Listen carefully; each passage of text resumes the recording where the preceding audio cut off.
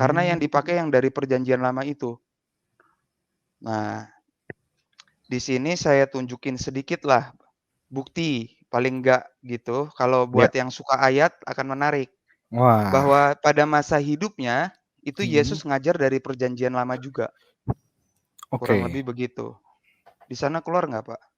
Masih agak muter, oke sudah mulai keluar, ya. Nah, ini ya. Nah, ini teman-teman boleh buka Markus 12 kalau di dekatnya ada Alkitab. Kalau nggak ada, bisa lihat di layar ini ya. Nah, di Markus 12 itu kan, lalu Yesus mulai berbicara kepada mereka dalam perumpamaan.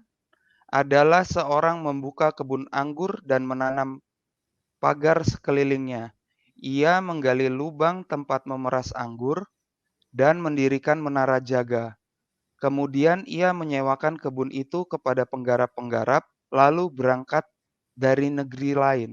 Nah, Mmm. kalau kita melihat kitab Yesaya bab Mhm. 5 ayat 1 dan 2, kita tahu perumpamaan ini Yesus ambil dari kitab Yesaya ini. Jadi Yesus mau menjelaskan apa yang dimaksud kitab Yesaya.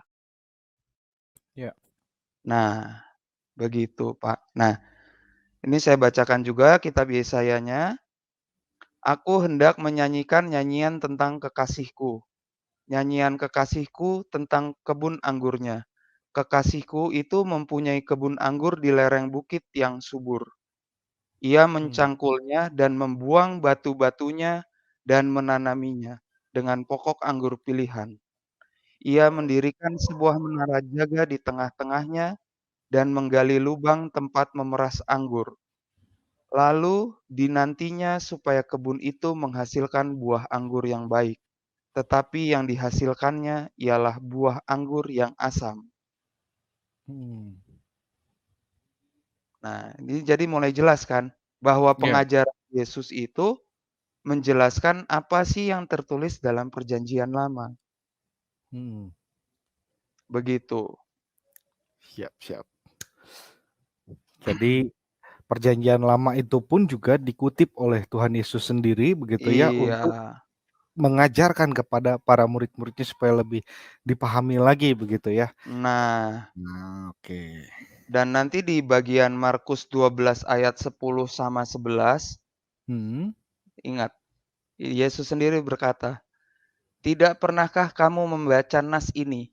Batu yang dibuang oleh tukang-tukang bangunan telah menjadi batu penjuru. Hal itu terjadi dari pihak Tuhan, suatu perbuatan ajaib di mata kita." Hmm. Jadi di sini Yesus mengkaitkan lagi ajaran Nabi Yesaya dengan kitab lainnya, yaitu kitab Mazmur. Oh, Batu oke. yang dibuang oleh tukang-tukang bangunan telah menjadi batu penjuru. Nah, karena inilah mengapa pentingnya peran para rasul, Pak, saya bilang. Pentingnya peran mereka dalam mengajar. Karena ini kan udah masuk, ibaratnya bisa digambarkan kan penjelasan yang multi tafsir ya, dari Iya. kitab-kitab yang berbeda nih, di Hmm. bawah. Nah, kalau para rasul yang mengajar kita tahu acuan jelasnya Yesus. Hmm. Nah, kenapa gereja Katolik mempertahankan suksesi apostolik? Salah satunya karena ini. Tafsir mana sih yang paling mendekati Yesus punya pengajaran pada saat itu? Ya, tentunya tafsirnya para rasul, Pak. Iya, karena Karena sebagai murid mereka orang yang langsung. kenal Yesus, begitu kan? Heeh, benar. Murid langsung, Nah, hidup bersama, makan bersama, tidur juga mungkin bersama begitu ya, iya, ya kan? Jadi, begitu. Nah, hidup sehari-hari bersama sang guru begitu kan, makanya kalau iya, tafsirnya masing-masing ini cukup "diragukan" ya, tanda petik gitu ya, kalau tafsirnya sesuai dengan tafsir para rasul, oke gitu kan, artinya kan ajarannya masih, asli begitu ya, Bang Kati iya, ya? Ya. begitulah kurang lebih. Jadi, maka gereja Katolik sangat menekankan pentingnya unsur apostolik atau kepararasulan itu yang memegang pertama, Hmm, begitu. benar benar benar. Nah, Nah, Oke. sekarang tapi jangan antara tradisi sama kitab Mhm. suci kita pandang berbeda, itu nggak benar juga. Hmm. Mereka tradisi yang berasal dari pengajaran para rasul, serta kitab suci yang dalam maknanya adalah perkataan Allah sendiri, ini kan dua-duanya berasal dari mana kita lihat? Dari Allah sendiri. Ya. Maka mereka tidak boleh dimaknai berbeda. Keduanya Hmm. mengalir dari sumber ilahi yang sama dan dengan cara tertentu bergabung menjadi satu dan menjurus ke arah yang sama. Nah, kalau Hmm. ditanya menjurus ke arah yang sama ini apa? Ya tentunya menjadi pengajaran gereja itulah arah yang sama. Dalam hal ini Hmm. gereja yang dikepalai oleh para rasul itu sendiri. Gereja Ya. yang mana? Itu adalah gereja yang diwariskan ke Kepausan di Pausan. Vatikan. Hmm. Ya, ya, ya. Begitu rentetannya jadi begitu, Pak. Jadi kita lihat iman kita itu, pengajaran kita selalu bisa dijelaskan secara sistematis, teratur dari yang paling tua urutannya. Hmm. Sekalipun perjanjian lama itu udah mulai terbentuk kalau menurut Dead Sea Scrolls itu 300 sebelum Masehi, itu kita masih bisa melihat tuh rangkaiannya. Dead Sea Scrolls diajar oleh Yesus nanti. Karena kan terbukti. Nanti lebih jelas lagi di pembahasan monolog saya mengenai kitab suci. Itu akan saya Hmm. tunjukkan teks Dead Sea Scrolls dengan teks Inggris yang kita pakai sekarang. Itu nanti akan sangat nyata. Ya. Bahwa Dead Sea Scrolls itu sangat mendekati lah. Hmm. Membuktikan paling enggak yang kita pegang sekarang ini, yang Katolik pegang saat ini, paling tidak perjanjian lama sangat mendekati dengan zaman Yesus. Saya nggak berani mengucapkan 100% karena kan saya tidak hidup pada masa itu, Pak. Dan saya Ya. bukan para rasul. Tapi kalau kita lihat dari isi kontekstual pembahasannya, itu nanti terasa ajaran yang tadi tujuannya sama, mau mewartakan kabar baik tentang Kristus. Ya. Kalau dalam konteks perjanjian lama akan berbicara tentang kedatangan dia sebagai Mesias. Begitu. Kurang lebih Hmm. begitu, Pak, pemaparan saya. Oke. Mungkin ada Berarti dulu tambahan atau pertanyaan? oke, mungkin kita dengarkan dulu juga ya dari Abang Gia, Iya, ada dari Bang Gea gimana? tambahankah dari apa yang dipaparkan oleh Abang Katsu? Silakan Bang Gia. Ya, Sebelum saya kita kira tutup tadi dengan ya, halo, apakah suara saya terdengar? oh bagus. Jelas, Bang, jelas. Oke, Mantap. tadi sebenarnya di layar saya, di laptop saya, ini saya masuk pakai HP. Di Hmm. laptop saya Oh. sudah lihat apa yang dibaca oleh Bang Katsu. Oh. Dari Dei Verbum 9 tadi juga sudah dibaca. Saya kira saya lebih ke arah yang lain, tetapi masih nyambung ya. Iya, iya. Ya. Kalau kita lihat tradisi suci para rasul, kelompok di luar Katolik itu kan selalu memahaminya ini tradisi nenek moyang yang dikarang-karang Hmm. orang itu kira-kira. Betul. Jadi tidak jarang kita menemukan suatu pernyataan dari mereka yang mengatakan bahwa itu buatan paus, itu buatan manusia, itu kira-kira. Nah, perlu dipahami oleh mereka bahwa kitab suci itu sendiri adalah bagian dari tradisi.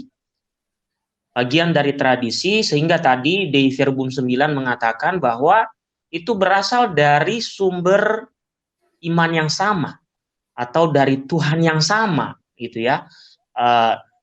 Mungkin sederhananya bahwa tidak semua apa yang disampaikan Yesus itu langsung dicatat saat Yesus berbicara.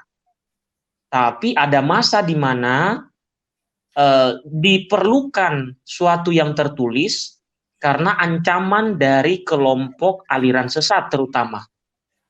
Itu salah satu alasannya. Kemudian, kalau berbicara mengenai tradisi, misalnya kalau kita juga lihat Kisah Para Rasul 2 ayat 41-42 itu dikatakan bahwa mereka bertekun dalam pengajaran rasul-rasul. Nah, menyinggung tadi Matius 28 di mana Yesus memerintahkan untuk pergi dan memberitakan Injil dan menyampaikan pengajaran yang telah diberikan oleh Yesus. Itu masih belum ada bentuk tertulis. Ya. Di kemudian hari itu baru ditulis. Dan ternyata meskipun di kemudian hari ternyata juga berlanjut seperti tadi di Kisah Para Rasul 2 ayat 41 sampai 42, atau di dalam surat Rasul Paulus misalnya 1 Korintus 11 ayat 2. Dikatakan begini, saya potong tidak terlalu panjang, saya potong bagian di mana dia berkata supaya berpegang pada ajaran yang diteruskan. Dikatakan begini, kamu tetap mengingat akan aku dan teguh berpegang pada ajaran yang kuteruskan kepadamu. Nah, perhatikan di situ, Rasul Paulus tidak mengatakan berpegang pada kitab suci yang telah kuberikan kepadamu atau kuteruskan kepadamu, tapi ajaran. Itu ya, ajaran. Dan tentu ini, kan ini belum kanon kitab suci ketika ini surat-surat ini ditulis. Dalam ilmu ketika kita pelajari tentang penganonan kitab suci itu kan baru terakhir 397, berarti dan itu baru dimulai di awal-awal mungkin tahun-tahun 60-an 70-an, dan berarti ada sekitar 30-an tahun atau berapa puluh tahun itu masih pengajaran lisan yang diteruskan. Nah, maka dari itu pengajaran lisan itu juga sebenarnya kita bisa temukan dalam konsili-konsili. Misalnya, kita ketahui sekarang ada yang namanya syahadat para rasul atau syahadat panjang atau pendek. Atau di kelompok non-Katolik, komunitas non-Katolik dikenal dengan iman rasuli. Nah, itu kan tidak ada secara langsung ditulis dalam kitab suci. Itu merupakan tradisi dari para rasul melalui konsili-konsili atau melalui ajaran-ajaran dari murid-murid para rasul, Bapak Apostolik.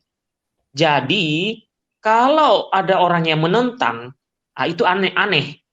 Mereka merayakan Natal, mereka merayakan katakanlah Paskah. Itu kan warisan itu.